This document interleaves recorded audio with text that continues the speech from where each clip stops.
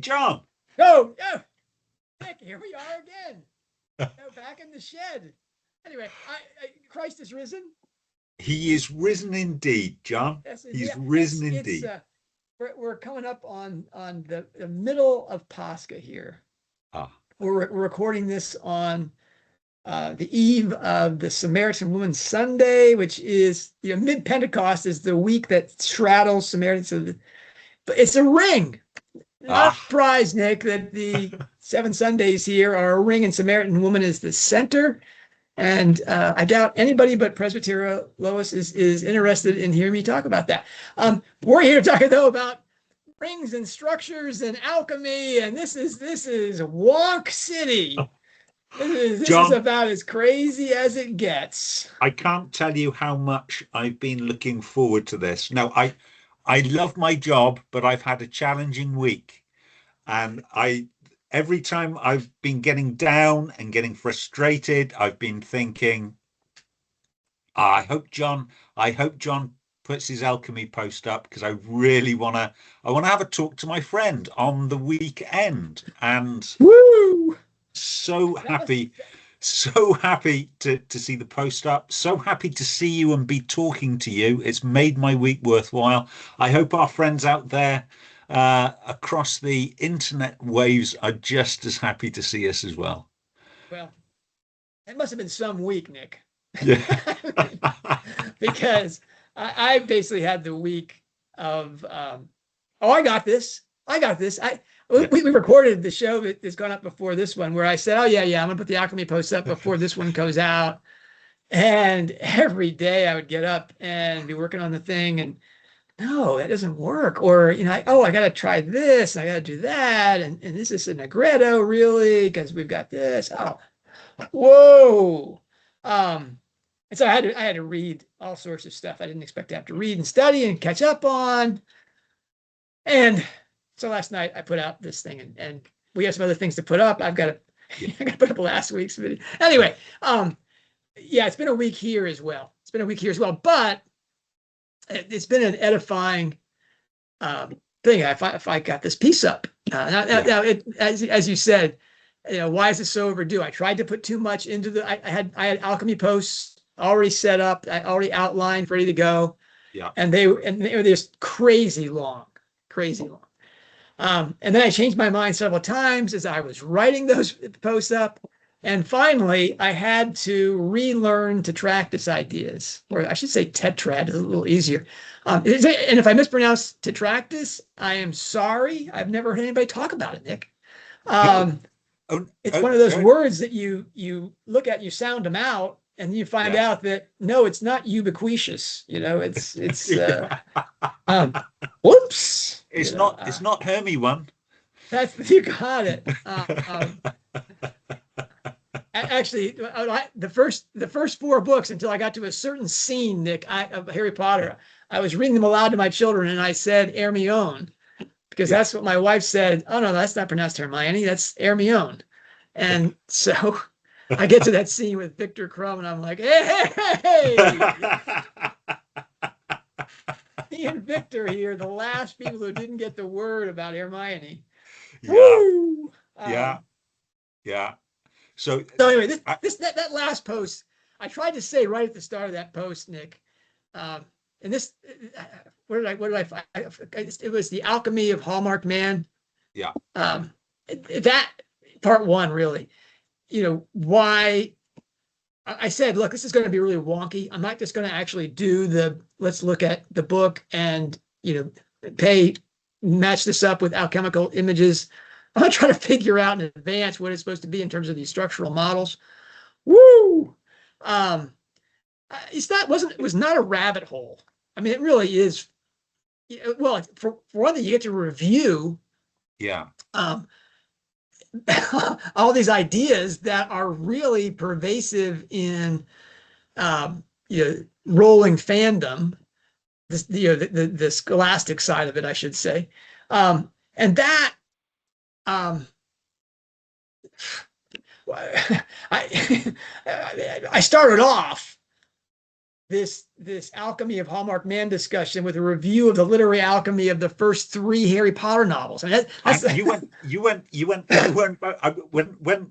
when I read that piece, I was thinking, wow, John doesn't think he's got enough to do here. He's I mean, oh well, I mean, that seems wacky. You're back at Chamber of Secrets yeah. to talk about Hallmark Man. I mean that's pretty close to 30 years apart, really, Nick, isn't it? In terms of the separation there. But I had to go that far back because of the parallel series idea, which is not alchemy at all, oddly enough. To get at the Alchemy of Hallmark Man, I had to get the Harry Potter thing straight because of the parallel series idea. Now, those of you who are new to this, welcome. Hi. We have a lot of new subscribers, so we got to go through this. The parallel series idea was hey, I came up with that, Nick. In 2014 when it was just after publication of the Silkworm, I said, this is kind of weird, but the first 2 books in the Cormoran Strike series have a lot of parallels with the first 2 Harry Potter novels. And so we're going to have to keep our eye on this, going forward to see if what we then thought was a 7-book series is this going to be a retelling of this? Is she basically going to be annotating the Harry Potter novels? Sure enough, Nick, especially by the time I got to Rosmare's Home, it was as if she was having a game. I was very playful. Didn't Louise predict the solution? No, before publication. Louise predicted, I think as soon as I said, hey, these series are in parallel, Louise said, oh, well, then the London Olympic Games are going to be in the Goblet of Fire equivalent. We're going to do the London Olympic Games are going to be like the Triwizard Tournament. And I was like, well, you can't get more specific than that, Louise. And it was a bullseye. And then Evan said, as soon as he got the Barty Crouch parallel with the Chisel family. Yeah. And said, oh, yeah, the son did it. I was like, whoa, I mean, the first 2 chapters, he was like, oh, well, we know who did it. It was this guy. And I was like, wow.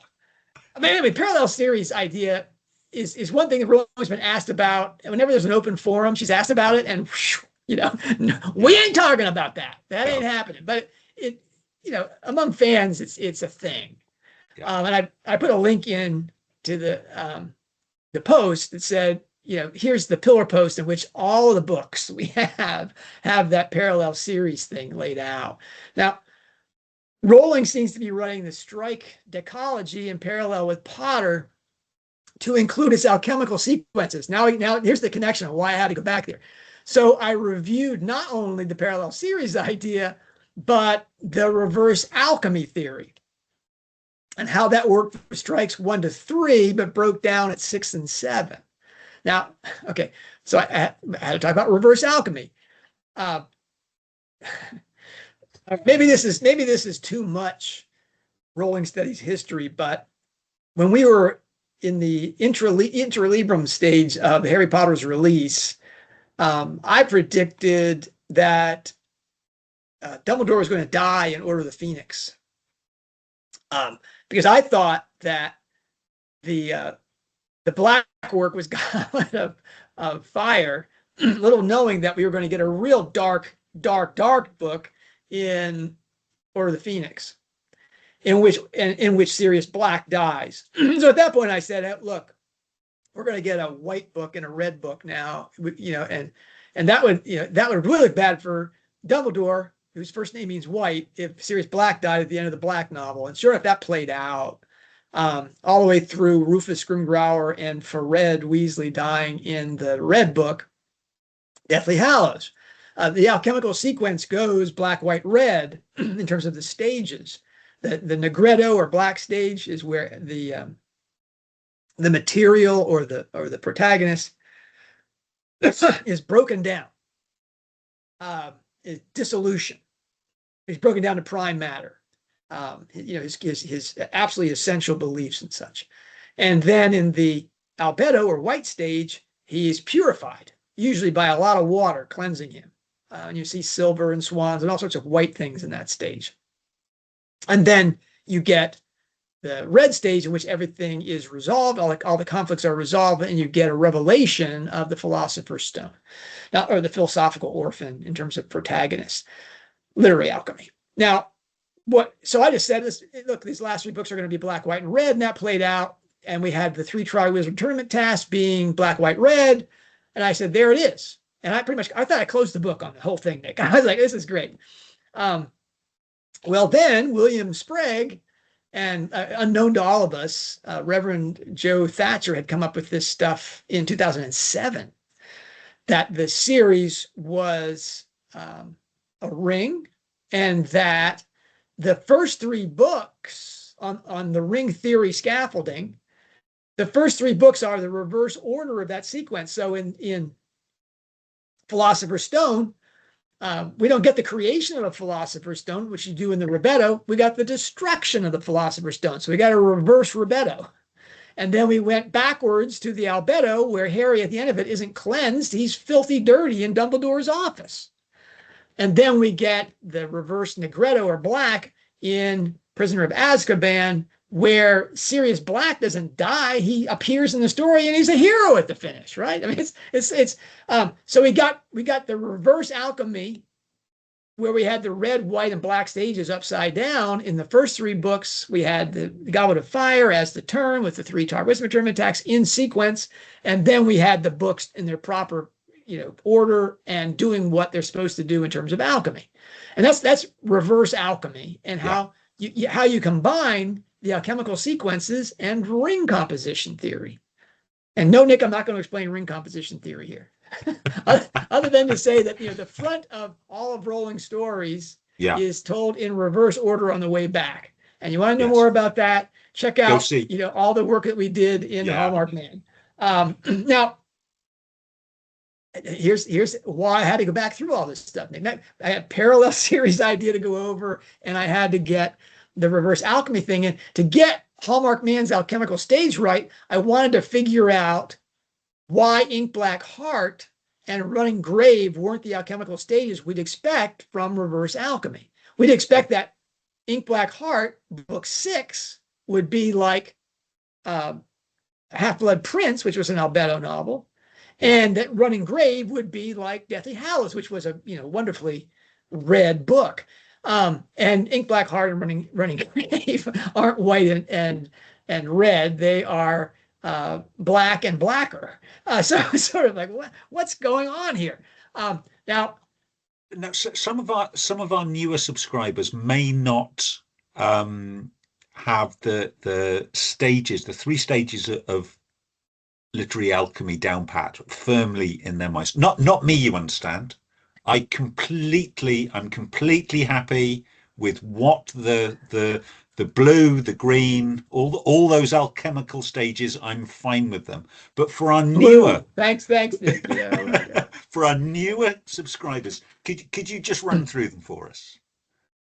All right, the black, white, and red stages. Just a quick review of what each represents in metallurgical and literary alchemy. And to me, the quick way to this is to talk about Christianity. That basically the black stage is repentance, where you look in the mirror and say, I'm a hot mess here, and I need to repent. Seek backwards. I have to seek my foundation, my prime matter, which is again this logos capacity I have in my heart, and I have to turn to become a member, hypostasis inside the body of Christ. Okay, that's the black stage where I'm going to give up my ego existence, my superficial self, break that down. Solway coagula, right? Solway. Okay. I have to, that's the heavy on the Solway part there. I got to break this thing down. The white stage is that body which is broken at the bottom of the alchemical alembic being purified. And it goes basically from black to white, right? It's being cleansed. And so the symbols of that stage are silver and swans and white roses and a lot of white stuff. And it's fluid. And that's the fluid there as a cleanser sometimes you can get fluid in the black stage where you're thinking of it as a universal solvent, that water is just breaking things down. But in the white stage, that fluid is purifying it. And that's like a baptism, Nick. There's a little bit of water involved, right? It's an aquatic event where soul and spirit are reconjoined. That's the coagulum. So we get to the red stage, and that's really our resurrection. That's death being destroyed by death, and our purified body is what it is, and we've risen from the dead. Now that repentance, baptism, victory over death is represented in a story. The protagonist is broken down to his fundamental beliefs. He's purified by, it's supposedly by water, Nick, but in the stories, it's usually by fire. And then you get to the end stage, and you have the crisis and other guys. So we have Harry Potter, who's really broken down. Everything is taken away from him except for his beliefs. Basically, the prophecy in Order of the Phoenix. There is a great ablution, a lot of booze and a lot of rain and snow and all these things in Half-Blood Prince.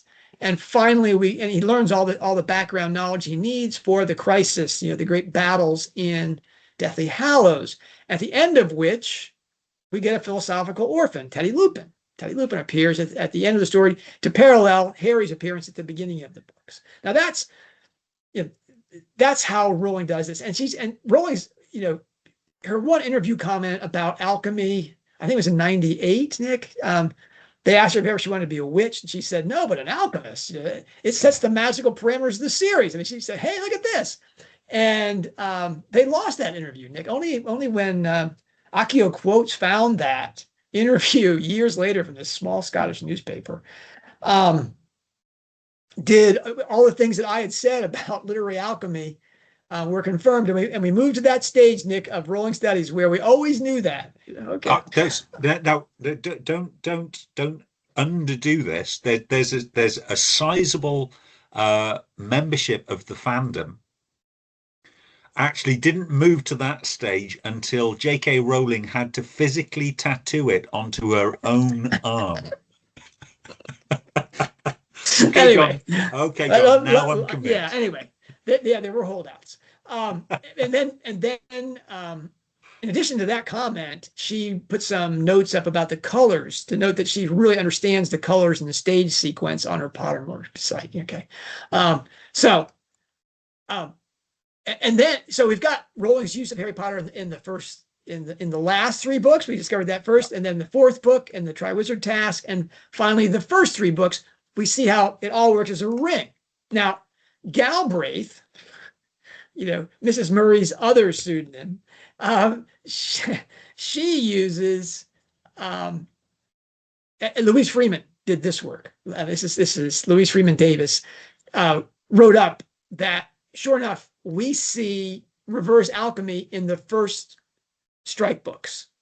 All right, and she says it's largely about Robin's transformation rather than Strike's, which is what you'd expect. And there are links to that post in there. It's a really wonderful post.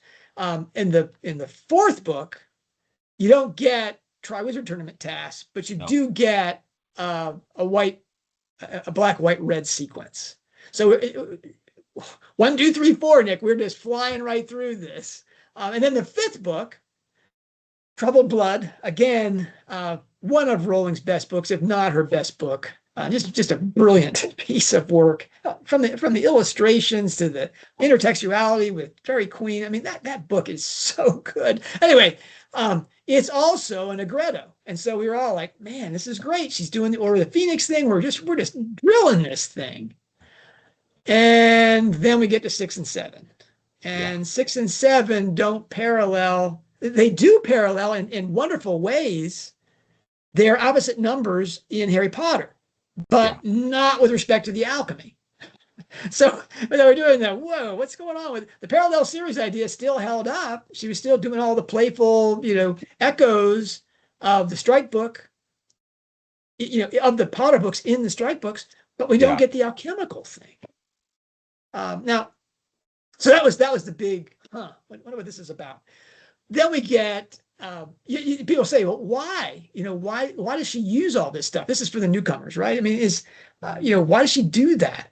Well, to really understand that, I think you need to read Michael Ward and his book on C.S. Lewis's Narnia. The book is Planet Narnia, in which he talks about something called donegality because of Lewis's attachment to where he used to go to the beach in Northern Ireland, where he grew up. Now, this donegality is the atmosphere of the story and how you can use specific images to color the background, which don't really seem to influence the story, but it bleeds into the unconscious mind.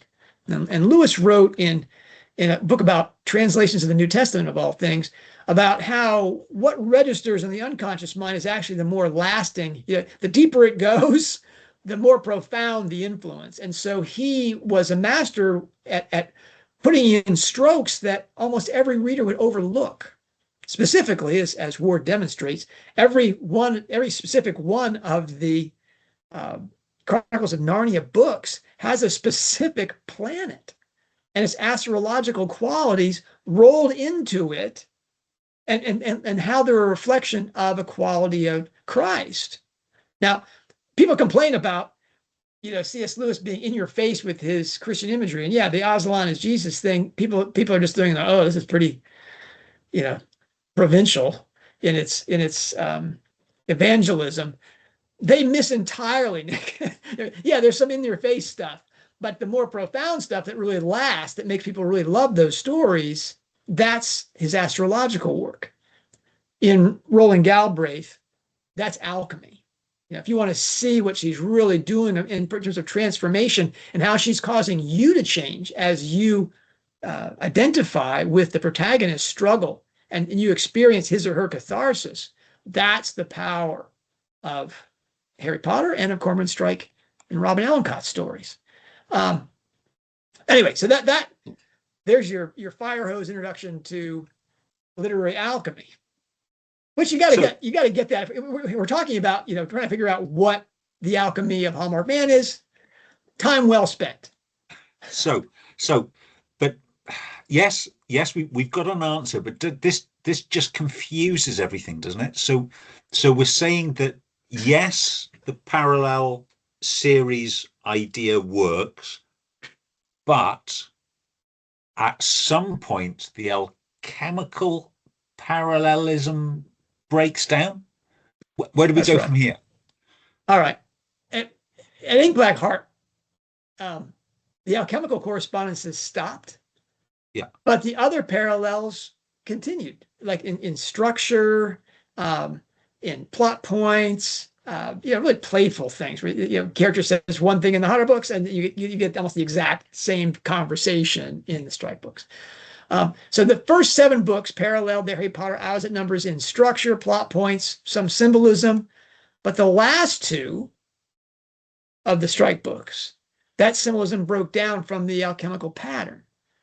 So that left me in kind of a jam. If Ink Black Heart wasn't a white book, and Running Grave was not a Rebecca book like Deathly Hallows was, what am I going to do? So I decided the best place to look for a way that the new pattern could be explained, which would help me out in figuring out what Hallmark Man is, would be by looking at the 7 theories about the Strike Ellicott series structure. If a specific structure, and there's 7 ideas that I know about. There may be more. Nick, you're the guy who follows all the other sites. Honestly, the last time we talked, wasn't there 6? Where are you getting these extra theories from? Yeah. Okay, keep me up here. I found another one. It was one of mine. The one I left off was mine. Okay. Anyway, if a specific structure had a very clear idea about the alchemical stage sequencing in the books, then I'd have a real head start in what to look for in Hallmark Man. And I said there were 6 last time, but there's 7. All right, so here this is in the post I put up and the big seven, of course, it had to be seven, right, Nick? It had to be seven. Yeah, that's true. The That's true. seven ideas about structure are that there is no structure. They're just wonderful stories.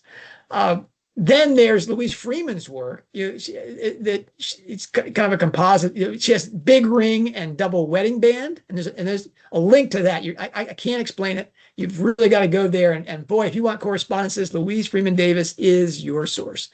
Then there's the septology and trilogy combo that you and I have been talking about at some length. There's extended play. There's the Corona sonnet piece. There's the Tetractys theory of Evan Willis. And then there's my, when I found the seventh one, Nick, in looking at in my first response to Tetractys theory by saying, hey, how about this? Here's an alternative one that gives us 10 things. And that's also a tarot card spread, the Celtic Cross. Now, only the extended play and Tetractys theories had clear pictures about the alchemy. Maybe it's a double wedding band too, but I couldn't find it, in terms of all the stuff that she's written about it. And I trust Louise Freeman Davis to write that stuff up if, and she's I know she's more than willing, Nick, to correct us. So extended play and Tetractys theories, though, really have clear ideas about alchemical sequencing. And here's the weird thing, is that as different as extended play and Tetractys theories are, one is really just a variation on ring composition and reverse alchemy. Tetractys theory couldn't be any more different than that. Oddly enough, both those theories explain why Hallmark Man had to be considered an albedo or a white novel, even though they disagreed about what Ink Black Heart and Running Grave were. Okay. Now this is where we have to slide our screens around, right, Nick? Right. Okay.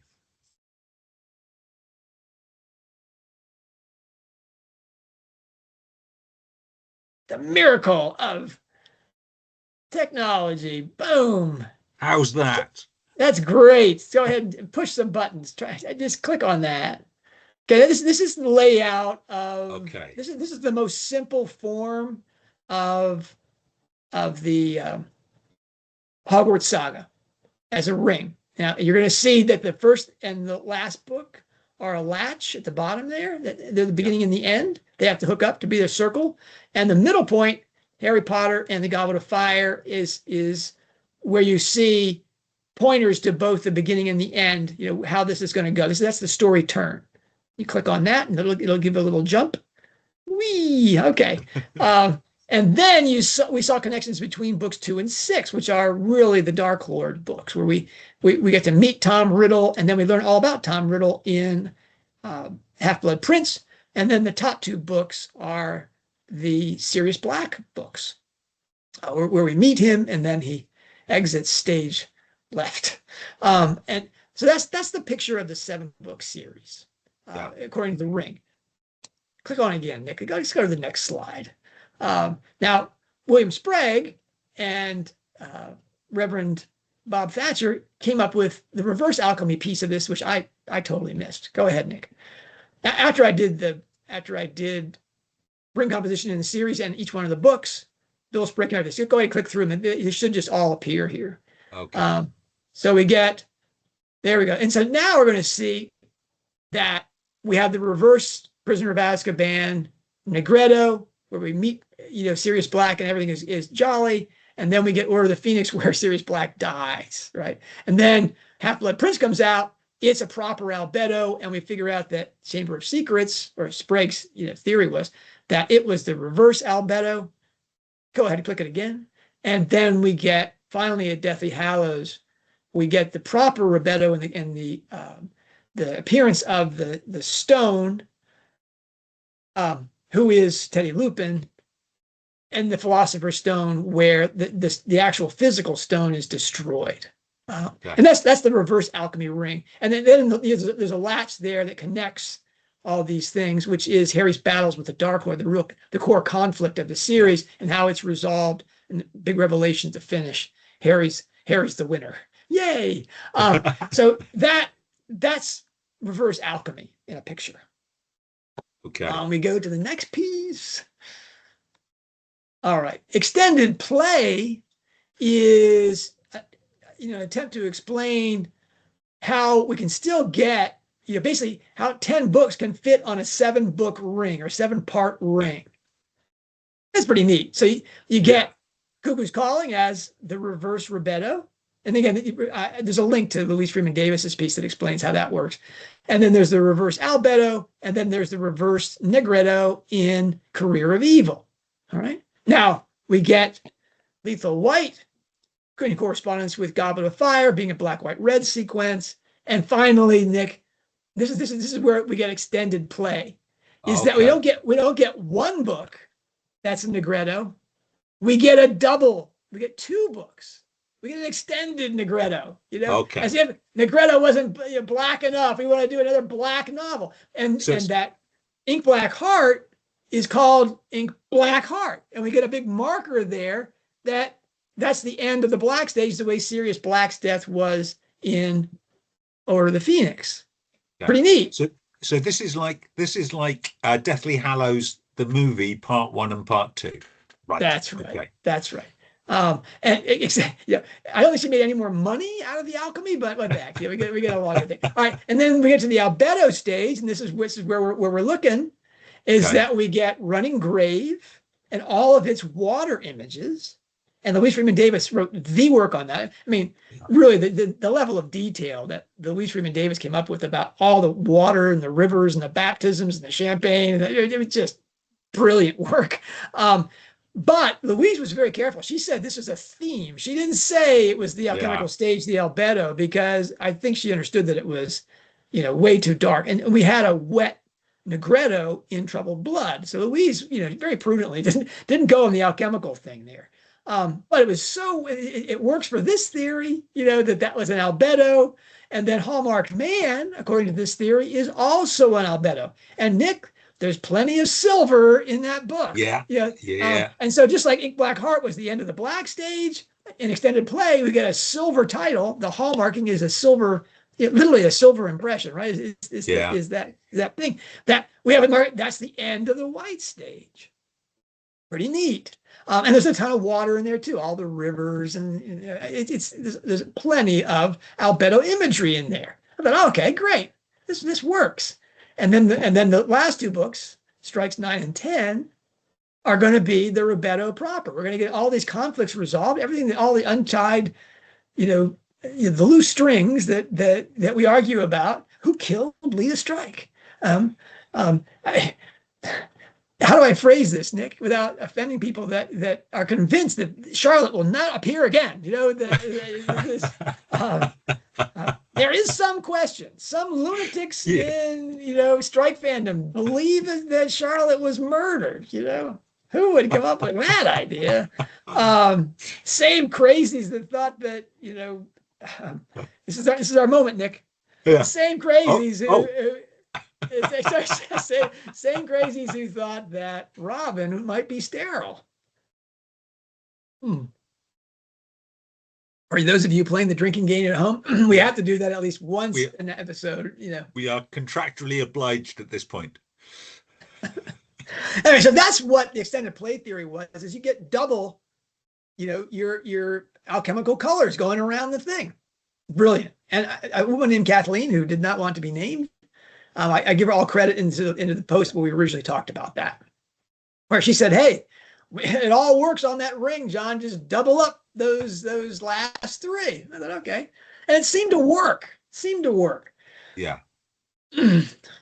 Not really. Again, Running Grave. Well, it works because Ink Black Heart and Running Grave aren't on the Albedo and the Rebetto pieces. I mean, what's the problem? All good. We got them in their right slot, it looked like. Well, then an alternative theory appeared. This wild, what do you call a person who teaches geometry? A geometrician? A geometrist. A geometrist. Well, yeah. I would call it, Evan Willis is a wizard. I mean, really, he decided to bring in Pythagorean ideas of sacred geometry into understanding Rolling's work. And that gives us, once Nick clicks the slide, oh, maybe not. This is just the pictures. Yay! This is great. This is a graphic so that you can see how this works. Especially when you see the strike 10, which is the 10 pin bowl. I like that. You like that? Great. I need to anyway. I need to check the copyright website, their trademark websites, just to make sure that isn't going to be the strike 10. Okay. There you see how this will look in that way. And here is the Holy Quaternion, or the Tetractys picture. And Nick, this is, I mean, I was absolutely unfamiliar with this, which shame on me. Yeah. I had read about it before because I'd read Aleister Fowler's Triumphal Forms. Now, Aleister Fowler was one of C.S. Lewis's only graduate students. It's remarkable. Almost everything you want to know inside Rolling's shed, you'll find that Aleister Fowler has written a book about it. You know, he's written about, you know, the astrological and alchemical work in Fairy Queen. Wow. Thank you, Aleister. And he's written an entire book on literary names, cryptonyms, and how that works through English literature. Wow. And here he talks about the numerological study of Elizabethan poetry. And specifically, you know, why they're, and for my, you know, it's all sorts of things. But my favorite one is this is a 17 based pick. Can that picture show up, Nick? A 17 based Tetractys that gives you 153 dots on your Chinese checkerboard. Okay. So I'm just spotlighting you for a moment, so they should get a larger picture. Okay, there we are. All right. Now that's why would that be of interest? Well, because that 17 based Chinese checkerboard gives you 153 dots for your pegs, Nick. And not only is that of interest to Christians, because it explains why there are 153 fish in the nets that the disciples pull on board after Christ says to throw their nets into. They had gotten no fish all night long, and also they've got 153 giant fish. That's why there are 153 fish, because it's this structure, and it's also why there are 153 sonnets. And Fowler in this book lays out how all that works. Now, this is not crazy stuff. This is not like in Bible studies, a lot of people do put numbers on Hebrew letters, and they'll use those letters to calculate that the Messiah will return, you know, in June 2034 in Gary, Indiana, and you'll be like, "Oh, wow, that's crazy." That's arithmancy, isn't it? That's right. Yeah. And numerology, same sort of thing, but here it's based on something much more substantial. And who else but it's just like Brett Kendall. I mean, Brett Kendall, when Order of the Phoenix came out, he was a graduate student in Old Testament studies at Fordham University in New York. And he's working all day long on chiasmus in his studies. You know, that's all he was. I mean, he said, tell me that his advisor told him, but he said, is this chiastic? And his advisor said, Brett, you know, if you think there's a possibility it's chiastic in Old Testament studies, it is. This everything is hardwired to that. And so Brett was hardwired to that and looking for those things. And so when Order of the Phoenix came out, he said, oops, the 7-book structure is chiastic. Because to him, there were enough correspondences between books 3 and 5 that the rest of the series had to run out that way. And those of us on the sidelines were like, this is lunacy. And yet that was really the trigger. That was the first time I ever heard of that. And only when I was pushed through my C.S. Lewis studies to take, you know, to read Mary Douglas's book, that I realized the individual books were that way as well. But you had to have a nut first that saw things entirely. I say a nut, someone who is, you know, eccentric only because we're truly eccentric. We're truly off the center. A person who is truly centered but looks different because nobody else understands that center was able to see this thing.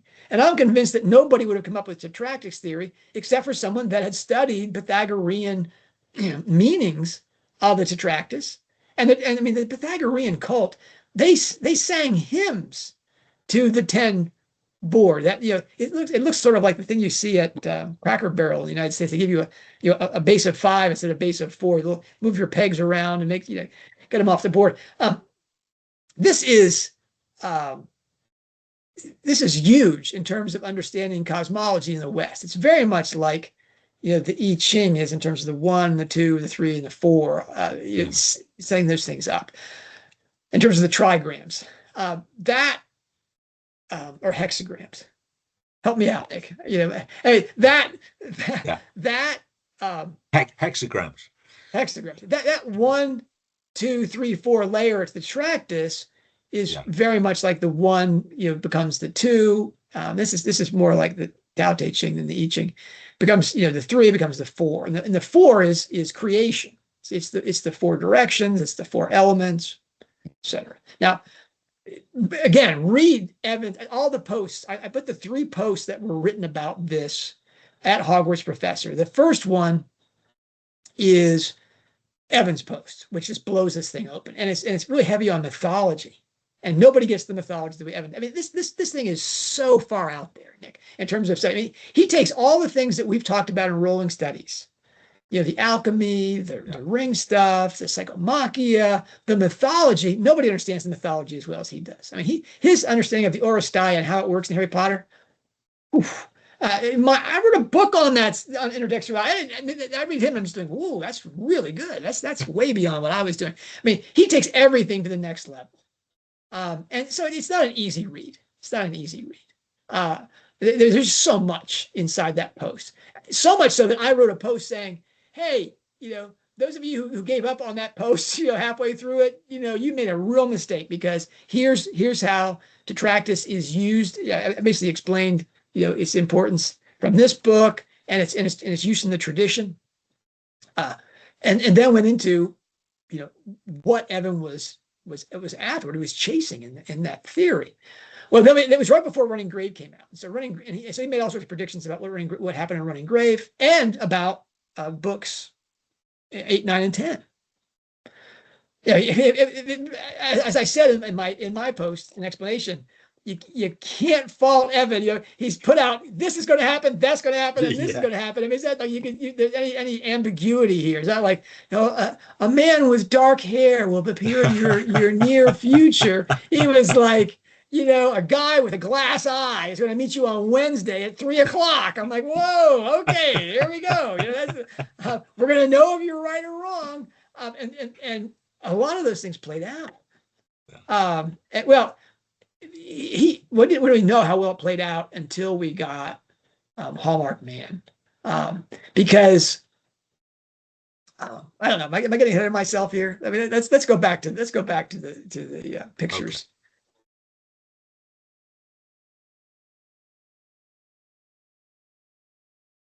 That's the quaternion, or the Tetractys, or the tetrad, because it has the 4, all the qua and the tetra is there next. That's the base is 4, and that's where it ends.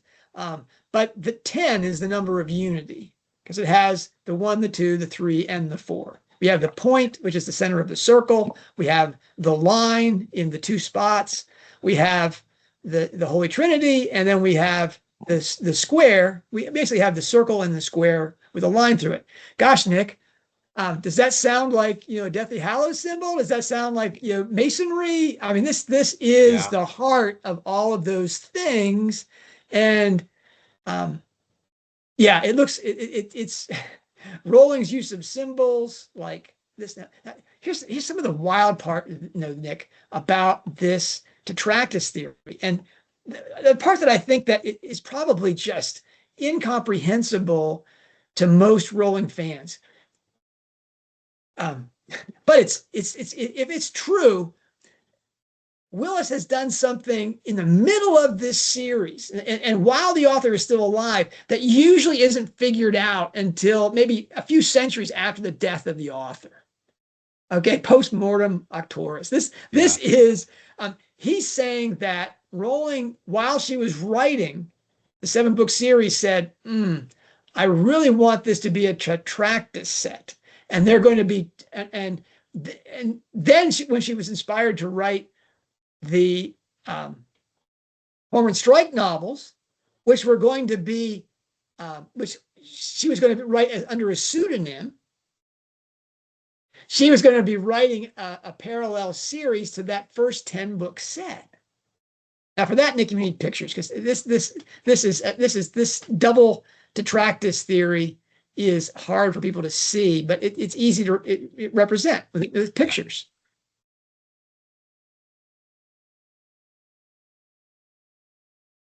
All right, so there's our Tetractys theory, the picture. And yes, Nick, I drew that by hand, if you will, on my computer. So forgive me for that. All right, on we go to, we get the first book. This is the structure of the 7-book Harry Potter series and the 3 standalones, which are the top of this pyramid. Click ahead. So we get Harry Potter, Harry Potter, Harry Potter, the first 4 books. Then we get the 3 books, which are going to be the alchemical Negretto, Albedo, and Ribetto in sequence. And the bottom ones are the reverse set, sort of the foundation of the series. So we still get, all that still works. And then we get, Nick, the Ichabod, which was conceived first of these 3 books. Yep. Then Casual Vacancy, your touch point and touchstone. And finally, Rowling's best short work and standalone book, Christmas Pig, in which everything that she does in her shed is there in a crystallized form. You can cover all of it using that very short, relatively short book. Now, that's the first Tetractys that Rowling wrote and conceived while she was planning her second one as Robert Galbraith, her Secret series. And it was going to be written in parallel with this. But first, I think let's do this with words rather than covers. Okay. And this is what I was doing most of this week, Nick, was playing games with my PowerPoint slides. So you go. We get Philosopher's Stone as the reverse Ribetto. We get Chamber of Secrets, reverse Albedo. We get Prisoner of Azkaban, reverse Negretto. And finally, we get Goblet of Fire. Finally, for the bottom, black, white, red in the tournament task. Then we get Negretto proper, Albedo proper with Half-Blood Prince, and then Deathly Hallows. Now, in this theory, Nick, you have to read Evan's post to get this. How 6 is the center of how all these things work. I mean, what he calls the Knight's Move, which is, he doesn't explain this, but it's part of formalism theory that the defamiliarizing move is what you expect would be straightforward like a rook. Instead, it goes straight forward and then sideways, which makes you go off the center. And so a lot of the correspondences to that center are through a knight's move. Okay. So after we get those, then we get what he calls philosophical silver in the Ichabod, and we get philosophical gold in Casual Vacancy. Again, Evan explains all that, but you're going to see it. And these are both the Albedo, which sets us up for the proper Ribetto in the Tetractys finale and apex, which is the Christmas Pig. Okay. That's that structure, because, and this is really the brilliance of Tetractys stuff, is that alchemy is understood in those things. Now, it looks like that triad layer, because the monad, the dyad, the triad, and the quaternity are sets. It looked like that, if the top is red and the dyad is, white Nick, I tried to make that white, but blue worked, light blue Yeah. worked better. Then the third, the Trinity should be, the triad should be all black. But we don't know when Rowling decides to do this, but Yeah. Evan does. And I excerpted the piece where he explained how it does work in terms of what she's told us about when she started writing each one of those books. All right. So that's the first Tetractys. The second Tetractys is Cormoran Strike. Well, anyway, you can see that just with the covers here, that we have the same, according, again, Louise thinks about the reverse alchemy of the first three books. We get the three in Lethal White, and then we get, Nick, because this is all one series, not the 7 and the 3 on the top. We get the next 3 books are the Negretto, right? And that makes sense because Troubled Blood and Ink Black Heart, we already identified them as Negretto, but the Running Grave, and Evan is brilliant on this. He says, Charlotte's suicide is the center of the Troubled Blood, and the actual, the threat of it in Troubled Blood, and then the actual suicide or death in Running Grave blocks those off in terms of there being a set. Yeah. And in Ink Black Heart, the very center of Ink Black Heart is a statue of Freddie Mercury. And boy, did that make, I'm sure Evan did backflips because he's really the master of recognizing the Hermes symbols and the backdrops of these books.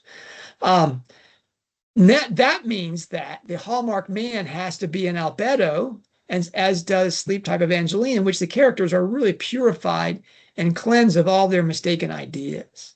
And I want to explore that in depth now that I've got that marked. I'm going to look at Hallmark man using my alchemical dictionaries and stuff to see if that plays out. And I think it does. And then the last one is going to be the Great Review. And yet again, Nick, look for that. Look for a bowling, copyright thing to see if Strike 10 is not going to be the bowling pins. Incidentally, bowling. The bowling pin setup and the framed pool balls before you start the game, those are all Tetractys.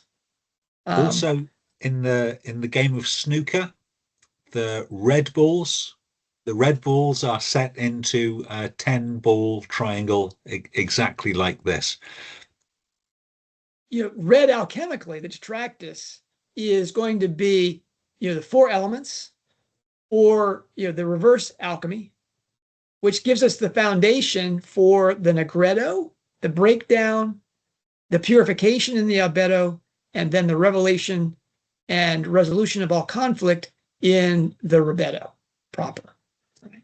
which is bringing us back to the one. And really, when you think about these 4 things, these 4 levels, the bottom part of it is the world, is again the 4 elements, 4 directions. Everything to do with the square is about, think about like a house foundation. It's going to be square of some kind, and then on top of that, you're going to have to escape the world, to transcend the world and return to the one. You have to go through these stages.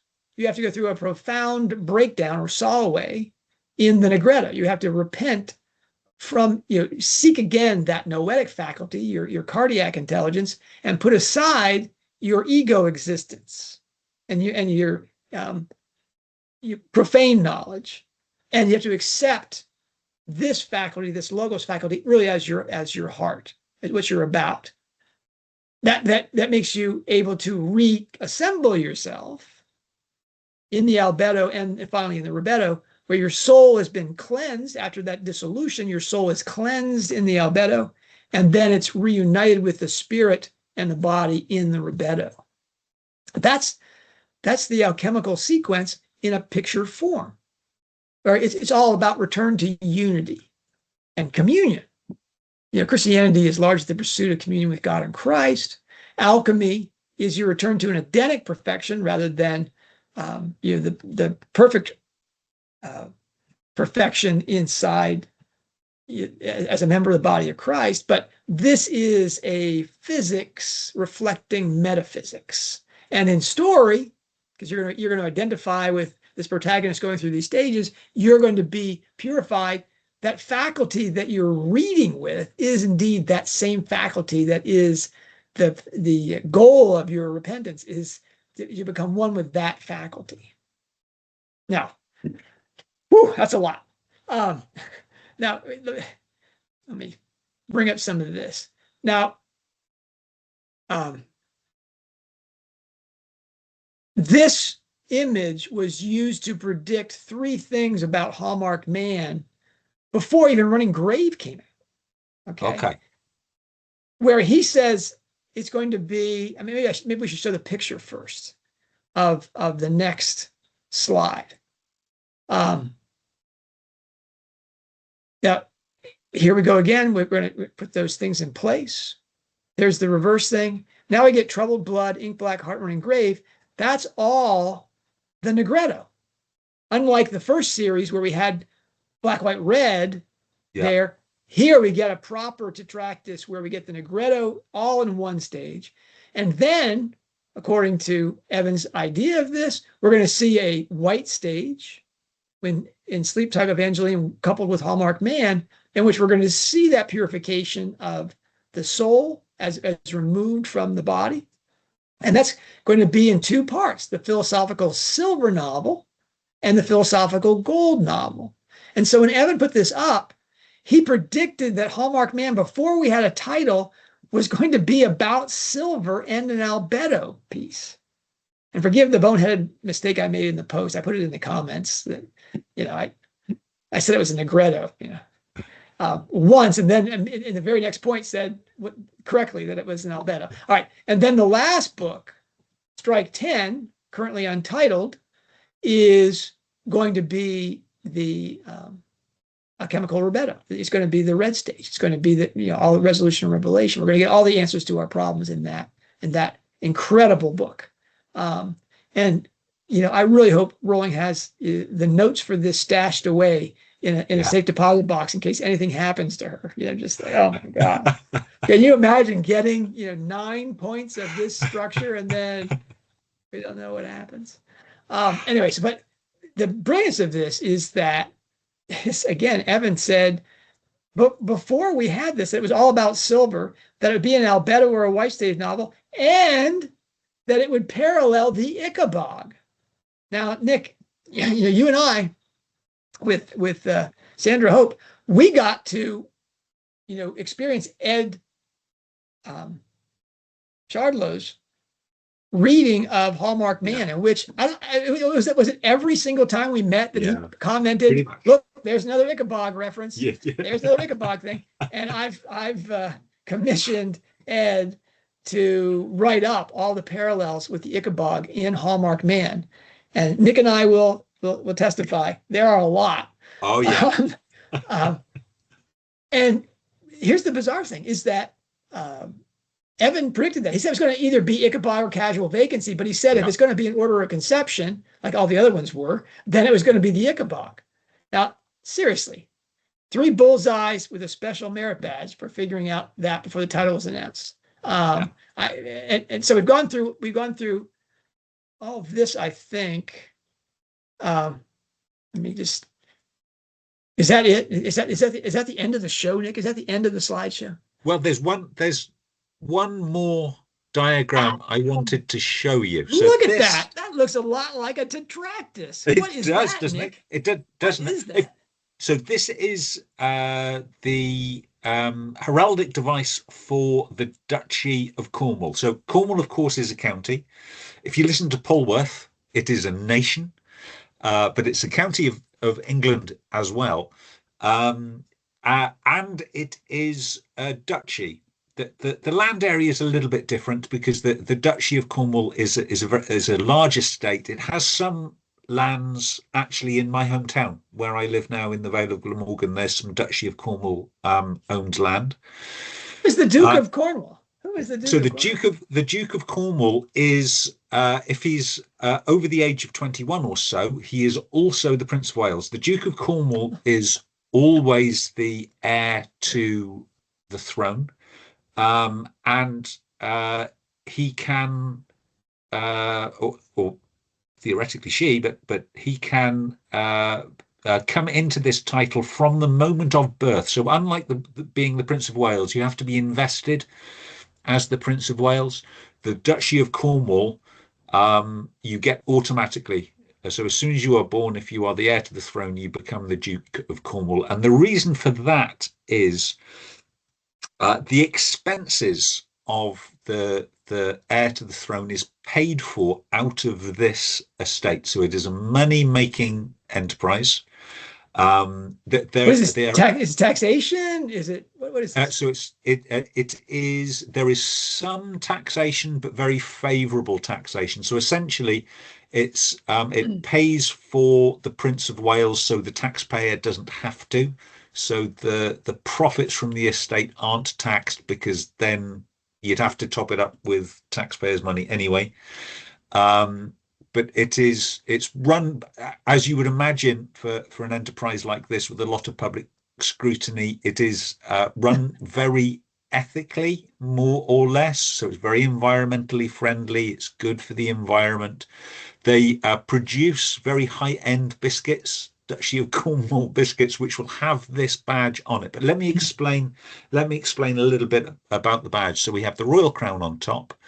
You have the two supporters. These are choughs, and that is the Cornish bird, the bird of Cornwall. It's a corvid with a red beak and red feet. Um, the feathers that the choughs are holding are two of the three Prince of Wales feathers. Again, sort of going into the family. And then on the shield here, this is a symbol of Cornwall.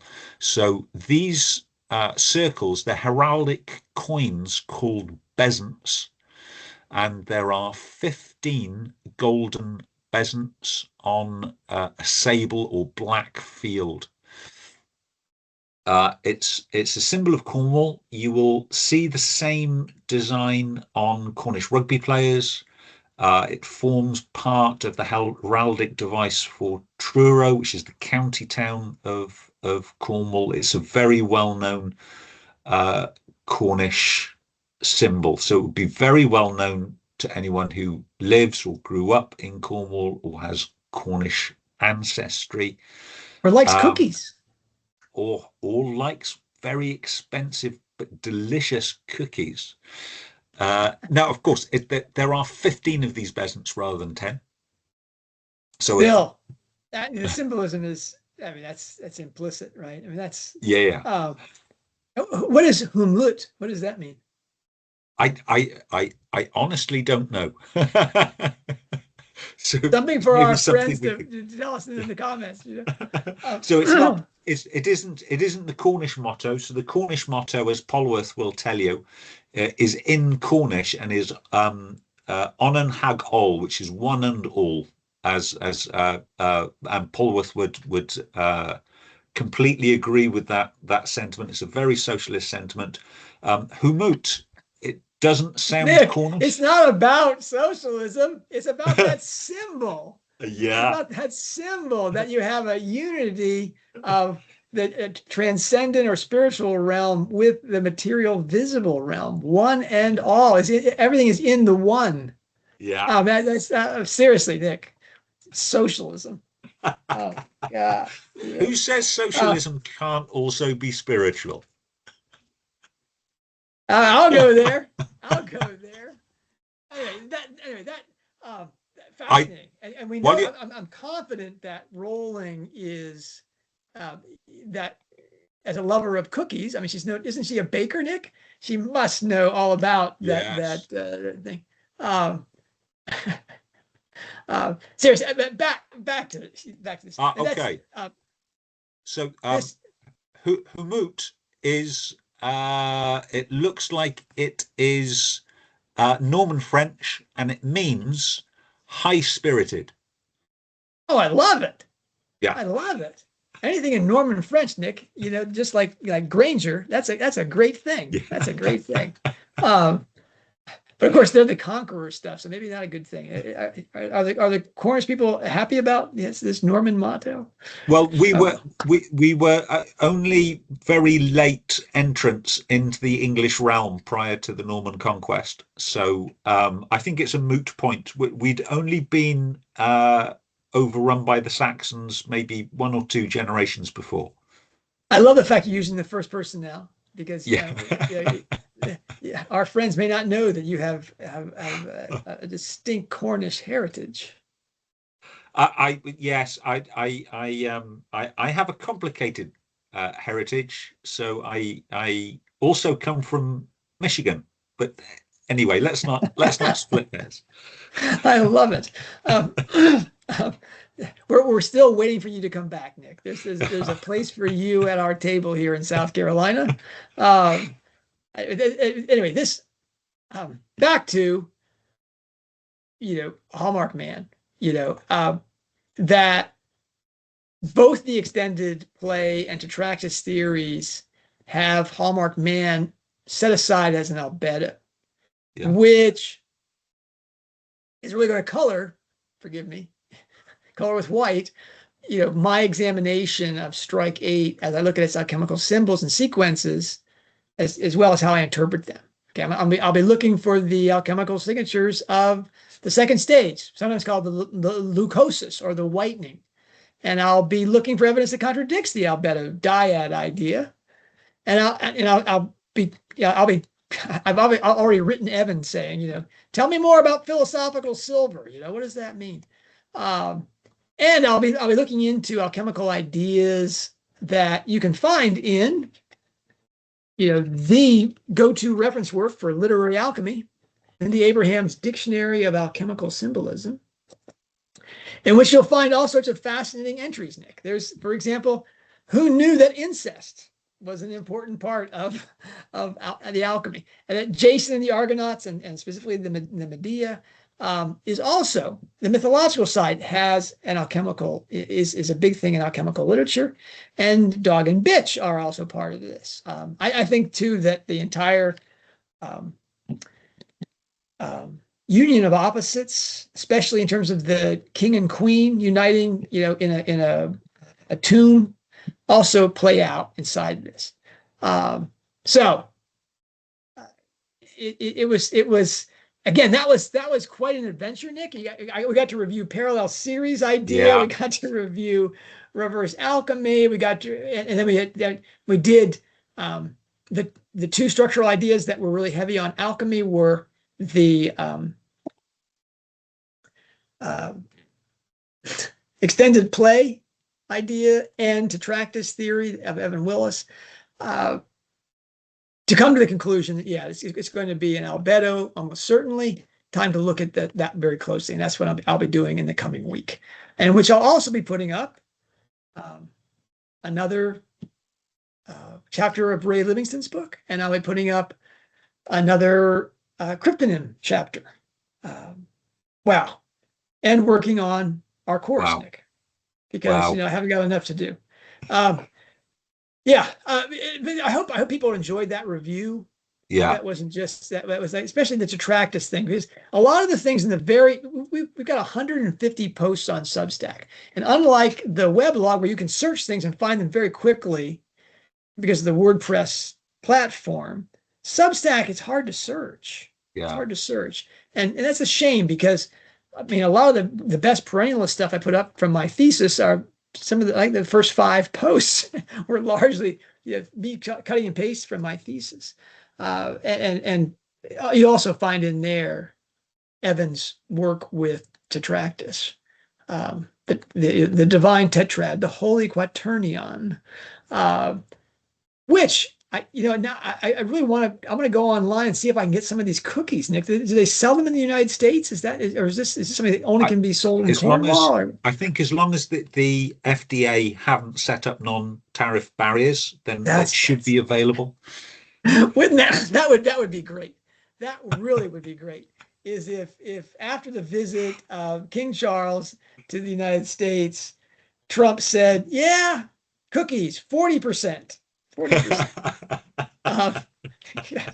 I should say biscuits, but to Americans, Nick, you say biscuits, it's Yeah. it's a morning treat so far removed from cookies that it just uh, Yeah. he makes his And living on it's biscuits in a no, tin? it works. Really? It works both ways. So when I'm reading an American novel and they're talking about pouring gravy over their biscuits, I'm going, what is wrong with these people? Really? There's these people. This is not right. These now knowing Nick that you're mixed, you're a mudblood here, and that Yeah. you are both of American and Cornish heritage. Whew. You have to be very careful about the things that you say about us. Yeah. Anyway, that's the explanation of why this took me so long to write this stuff up. And I hope that people enjoyed those PowerPoint slides and to see how this Tetractys works. I know that I'm excited about the Tetractys +5 in the Cornish shield, heraldic symbolism. I want to learn more about those birds. Those Oh, the corvids chuffs. thing. Yeah. I mean, chuff, isn't that when you say you're chuffed, doesn't that mean something in the UK? It's usually, yeah, it's spelt different. So this is the bird chuff is spelt like it ought to be a cough, but it's Oh, it's pronounced chuff. Yes. So when you are chuffed, you are happy. So you're right. chuffed up. Yeah. Nothing to do though with these birds. No, nothing to do with these birds. So they are a beautiful crow. They're not scavengers. They eat insects, and they're cliff dwellers. So they live along coastal stretches. I also am a cliff dweller and live along coastal stretches, and we have a And you're small chuffed. and We're always chuffed to increasing. see you. Always chuffed to see you, John, too. We have a small but growing little colony of chuffs that I'm always very happy when I see them. There's a scene, and you'll tell me where it happens, where a crow Yeah. strikes office. It's a Yes. symbol of death. In Um, Running Grove. um, And that's I think is described as a raven. okay, okay. So he wouldn't have images of chuffs when he sees that bird. He wouldn't say, "Oh my No, goodness." no, no, Flashback to Cornwall. no. And he Uh, would he would he would absolutely, being a Cornishman, he would know exactly what a chuff looks like. okay. Wow. Um, I'm learning all these things. I mean, red taloned birds. Yeah. That's scary, Nick. That's Yeah, scary. they don't look anything like as scary as a raven. Really, it's surprising when you see a raven up close. It's almost shocking how big Yeah. these birds are, Yeah. because they look like crows until you get a sense of the scale of them, and they're big crows. Chuffs are nothing like as threatening because they have these quite delicate, slender beaks that they use for grubbing insects out of the soil on cliff tops. And also, I mean, you say talon. I mean, they're crow's feet, and they're quite again quite delicate. But what they're most famous for is just their exuberant acrobatics when they're flying. Um, they live in small colonies, and they just seem to love pulling aerobatics with their friends, and it's just a joy to watch them. Hence they're chuffed. That's great. I Yeah. mean, I should tell you that this last week, my wife came home from shopping and said, I saw this most bizarre thing. She pulls out of the grocery store and there's um, I don't know what it is. She said it looked like an abandoned building. And she said that there were close to 50 buzzards. Now you think a raven is a big bird, Nick. Yeah. A buzzard, that's a frightening animal. Not only in its size, but its appearance. Now Um, I understand the North American buzzard is like a vulture-like creature, yeah, oh yeah, it's a because I big, remember big bird.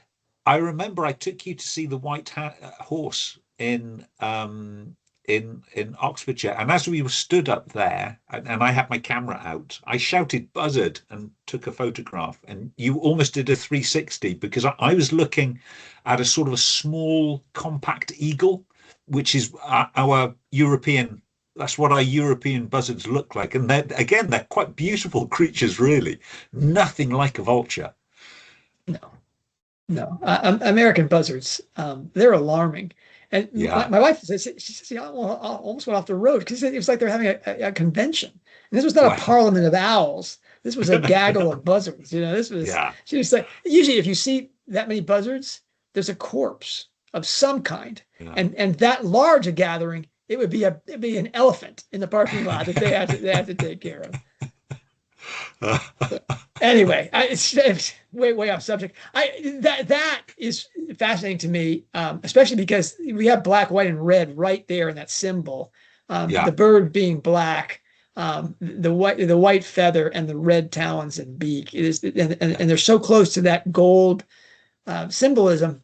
It's as if they're. But it's fascinating to me. There's no suggestion of tin on that shield, which is what you would expect in a Cornish.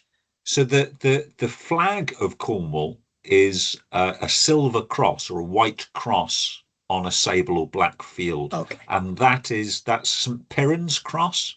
And St. Piran is supposed to have been the person that introduced tin mining to Cornwall.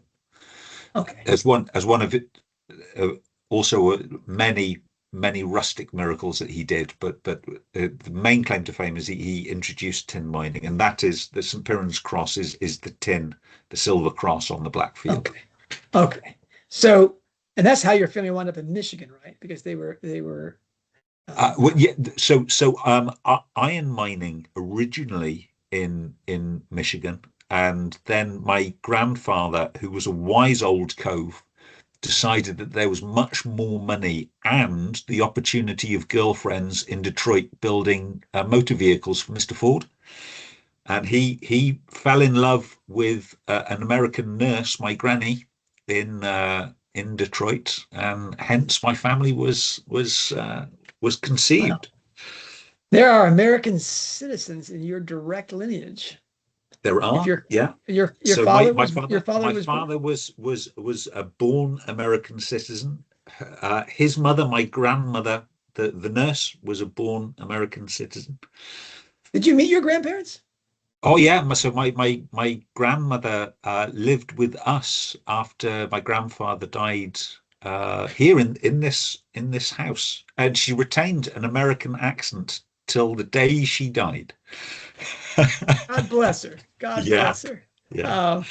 Seriously, an American in Wales. Wow. Anyway, I've been an American in Wales, Nick, and I'm not going to share the stories of being basically put out of a restaurant because I walked in with my American accent, and they were just like.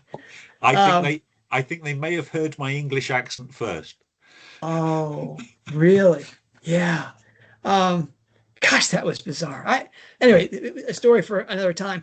Thank you for this. I hope your next week is better. A joy. Yes, I'm sure. Yeah.